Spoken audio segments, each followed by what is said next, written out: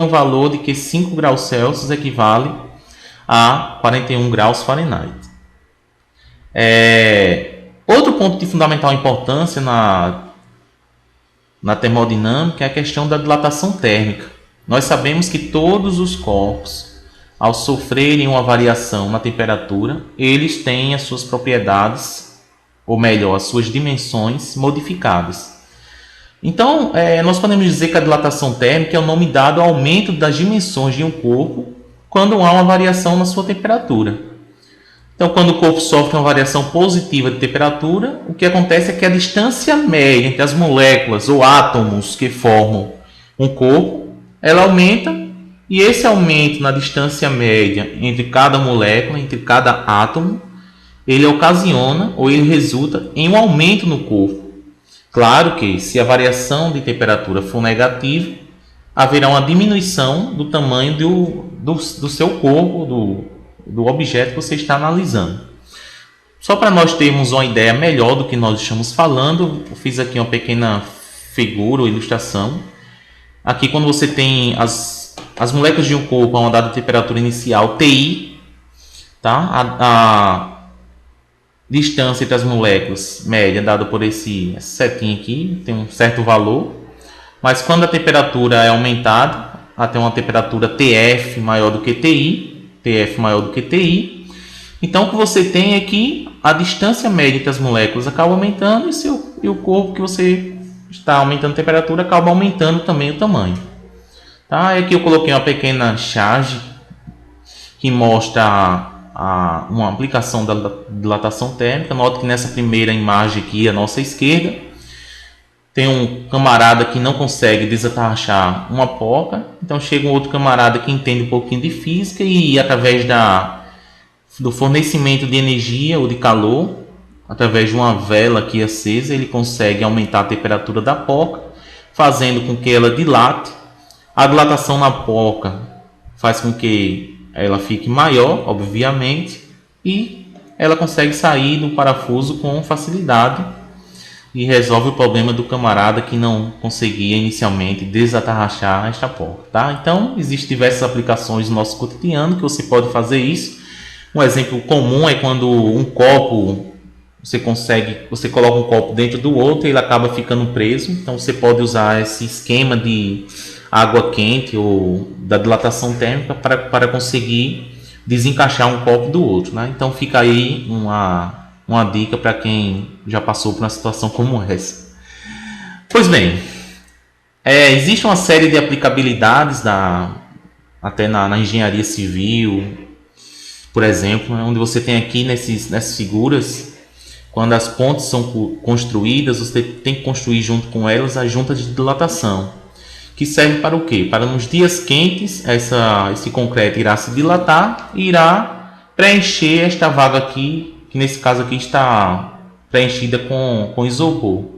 Quando essa configuração ou esse conhecimento da dilatação não é levado em consideração, muitas vezes acontecem muitos desastres, ou até não chega até a ser um desastre, né? Mas algumas coisas, como essa figura aqui à direita, onde você tem aqui que alguns blocos acabaram saindo da sua posição inicial porque não levaram em consideração a questão da dilatação térmica. Você tem aí na internet figuras muitas vezes de trilhos que todos tortos, porque quando eles foram colocados não observou-se essa questão da junta de dilatação.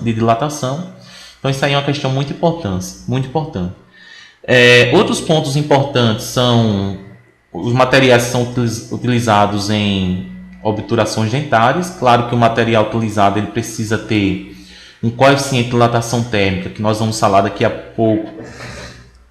Tem que ser bem parecido com o coeficiente de dilatação do dente, do material do dente. Por quê? Porque você pode muito bem querer tomar um sorvete e depois do sorvete um cafezinho. E devido a essa variação de temperatura, você pode acontecer de um material se dilatar mais do que seu dente e causar um certo desconforto, que ninguém quer que aconteça. Então, por isso que é importante também ter esse conhecimento acerca da dilatação térmica. Tem aplicação também nos termômetros químicos, onde são colocados é um material lá que sofre a dilatação, que no caso lá é o mercúrio. E tem aplicação também nos termostatos, que usam as chamadas tiras bimetálicas para fazerem e desfazerem o contato elétrico de acordo com a temperatura que esteja operando, que esteja sentindo ali no momento. Ok? Então tem diversas aplicações, é muito importante essa área de dilatação térmica. Bom, agora vamos falar um pouco sobre a dilatação linear. Então, considere que inicialmente você tem uma barra de comprimento inicial L0. Ele chama a temperatura inicial, que vou chamar de T0. Eu acredito que no livro, acredito não, tenho certeza, no livro ele usa, em vez de T0 e T, usa TI e TF, mas eu gosto mais de usar T0 e T porque simplifica mais a notação. É só questão de gosto, isso aí vai ser irrelevante. Bom, então o que interessa para nós é que se eu tenho uma barra L0, de tamanho L0, comprimento inicial L0, quando você tem a sua temperatura aumentada para T, ela sofrerá uma dilatação, um aumento, ou seja, o comprimento inicial era L0, o comprimento final é L, e o tamanho que aumenta dessa barra é que nós chamamos da dilatação linear. A dilatação linear pode ser calculada através dessa equação, ΔL igual a L0 vezes alfa vezes ΔT, onde ΔT é a variação de temperatura, que é T menos T0. Esse alfa que aparece na equação é chamado de constante, coeficiente de dilatação térmica linear, o coeficiente de dilatação linear, pode ser assim também. E a unidade dele correspondente é o 1 sobre grau Celsius ou grau Celsius a menos 1. Tá? Pode ser também o Kelvin a menos 1, mas eu acredito que na maioria dos problemas é utilizado o grau Celsius a menos 1. Não tenho certeza, mas não existe uma regra de conversão de um para o outro. Vocês vão ver que nos problemas isso aí é relevante. Você usar grau Celsius ou Kelvin. Por quê? Porque a variação de 1 grau Celsius é a mesma variação de 1 Kelvin. Então, quando você usa grau Celsius ou Kelvin, isso aí não muda em nada. Uma observação que eu coloquei aqui no final, na última linha, que vocês podem ver aí, é que o valor de alfa ele varia ligeiramente com a temperatura. Só que, geralmente, no intervalo de temperatura que nós analisamos, você pode considerar que o valor é constante. Ok? Bom, aí um ponto de fundamental importância relativo à dilatação linear é que a equação que nós apresentamos no slide anterior, ela se aplica a quaisquer dimensões lineares de um corpo, quaisquer dimensões, seja ela arestas. Então, se você tiver aqui um corpo, por exemplo, como esse quadrado aqui, então cada aresta desse quadrado, a dilatação que ele sofre com o aumento da temperatura pode ser calculado através da equação que nós vimos nos slides anteriores. Tá? Pode ser as arestas, podem ser também cada uma das diagonais.